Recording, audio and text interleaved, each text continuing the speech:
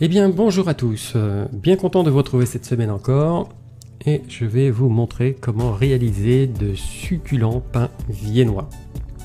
Allez, c'est parti. Alors commençons par peser tous les ingrédients, ensuite vérifier la température de la pièce qui est à 21, température de la farine à 21 aussi, on ne voit pas trop les températures. Et donc le petit calcul habituel, 21 plus 21 égale 42, moins les 54 degrés de température de base, ce qui nous donne une température de l'eau à 12 degrés. Et bien ensuite, c'est pas compliqué, vous mettez tout dans votre batteur ou votre saladier, et c'est parti pour pétrir une quinzaine de minutes en première vitesse, et 5 minutes en deuxième. Alors, ce qui est important de noter, c'est qu'on a affaire à une pâte qui est relativement molle. Ne vous affolez pas, c'est normal. C'est un petit peu compliqué à... si vous pétrissez à la main, c'est un petit peu compliqué. Par contre, si vous pétrissez au batteur, évidemment, ça va tout seul. Le beurre, donc, ne le faites pas fondre, mais tapez-le légèrement, de façon à ce qu'il n'y ait plus de grains. Si on le met directement comme ça, ça fait des grains, donc ça va pas. Et si vous le faites fondre totalement, vous perdez les matières plastiques du beurre et c'est dommage. Voilà, donc maintenant c'est parti pour le pétrissage. Alors j'en profite du temps du pétrissage, on va dire, que pour la température de l'eau, une petite précision, on m'a posé la question, mais comment faire de l'eau à 12 degrés. Alors il y a plusieurs manières, vous pouvez utiliser des glaçons et refroidir votre eau de cette façon, ça marche très bien aussi. Personnellement, je préfère simplement mettre un petit peu d'eau, 1 litre d'eau dans le réfrigérateur, et le lendemain je vais mettre une partie de cette eau avec de l'eau du robinet jusqu'à ce que ça fasse 12 degrés, et ensuite j'utilise la quantité dont j'ai besoin. Donc pour rappel, c'est important de maîtriser en fait cette température, puisque on doit arriver en fin de pétrissage à une température de 24-25 degrés. Voilà, là c'est le cas, on est à la fin.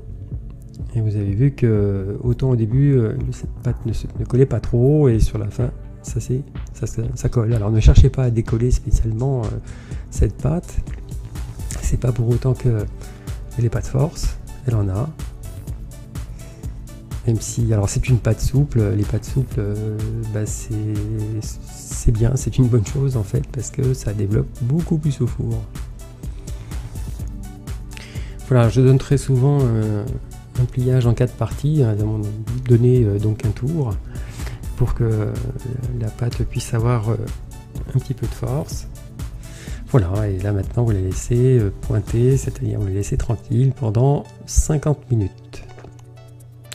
Voilà, un petit coup de film pour éviter que la pâte croûte. Alors cette fois, d'habitude je mets plutôt un linge humide, mais là c'est une pâte qui a tendance un peu à coller, même avec le film ça a tendance à coller. Ça colle moins avec le film. Donc, du coup, je préfère filmer cette fois-là. Voilà, voilà, température, on arrive à 24 degrés, donc c'est vraiment la température idéale. Et ensuite, eh bien, peser des morceaux de pâte à 300 grammes. Moi, je ne l'avais pas noté là tout à l'heure. Donc 300 grammes. Vous faites évidemment ce que vous voulez. N'allez pas au-delà par contre, ça sera un petit peu difficile à cuire à cœur, ça risque d'être un petit peu épais. Et là, ça prend très vite de la couleur au four. Mais par contre, si vous voulez faire des choses plus fines, là, il n'y a pas de souci. Et alors là, on voit bien qu'elle a commencé à lever. C'est important de laisser en masse comme ça, de lever les pâtes. C'est le moment où le goût se développe. Voilà, donc ensuite les bouler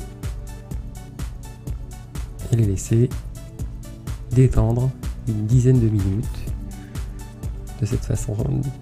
Attendez vraiment un petit peu, c'est important ça aussi, parce que les pâtes, la pâte telle comme elle est là, elle a tendance à se déchirer si on va un petit peu trop vite.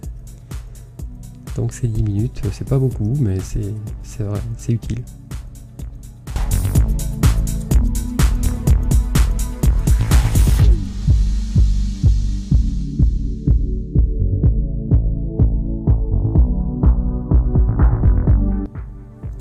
Voilà, 10 minutes plus tard, c'est le moment de les façonner. Donc vous les retournez et les aplatissez un petit peu et enroulez-les sans trop dégazer.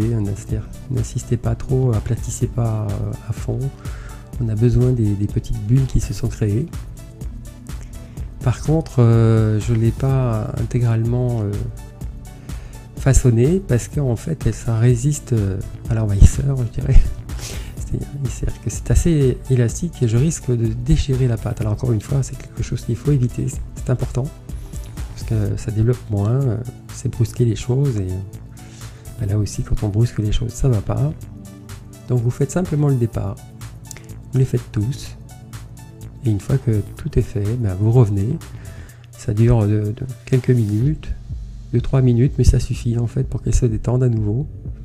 Et on peut les allonger de la longueur que l'on souhaite, puisque là en fait je souhaite que ce soit la longueur de la plaque.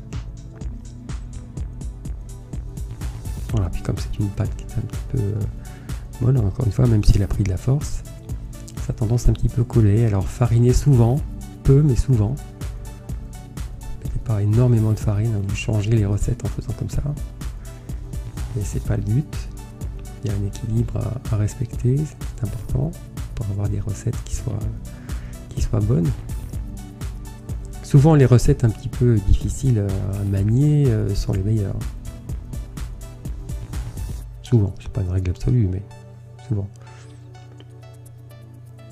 Voilà, donc là, je les reprends les unes après les autres. Et ensuite, je vais les poser.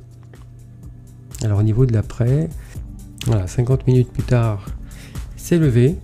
Ça va assez vite, hein, il y a pas mal de levure. C'est un petit, enfin pas mal, tout est relatif, mais il y en a un petit. C'est pas comme du pain. On a tendance à en mettre le moins possible dans tout ce qui est viennoiserie, petit déjeuner, pâte fine, une croûte fine. Donc à ce moment-là, on met un petit peu plus de levure. Ça donne un effet, enfin ça participe à l'effet brioché qu'on recherche ici. En fait, si vous regardez bien, c'est un petit peu une brioche très pauvre.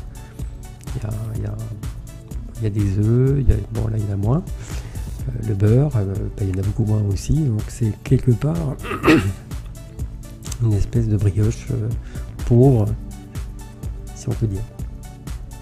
De par sa conception, par rapport à la recette d'une brioche, on peut s'en rendre compte. Voilà, alors ensuite, un petit coup de ciseau sur le dessus. Voilà, donc pas trop levé, hein, si vous laissez beaucoup trop levé, comme en ce moment c'est en plein été par exemple, 50 minutes ça sera peut-être de trop, il faut surveiller un petit peu. Ça peut être un peu moins, certainement même. Et ensuite, si c'est trop levé, en fait, ça retombe. Côté cuisson, une vingtaine de minutes à 200 degrés. Et voilà. Rien de très compliqué en soi. Plutôt moins que plus, ne forcez pas trop, je dirais. Bon, ça dépend des fours. Hein. Si vous avez des fours à gaz, faites attention, ça peut être trop fort.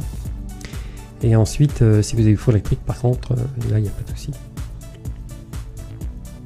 Voilà, pas trop chaud parce que en fait, ça risque de prendre de la couleur et que ce soit pas cuit dedans. Voilà, hein, et bien, je vous souhaite de réussir évidemment cette recette de viennoiserie. Elle n'est pas très compliquée. Et je vous remercie de m'avoir suivi et je vous invite pour une prochaine recette. À très bientôt. Salut!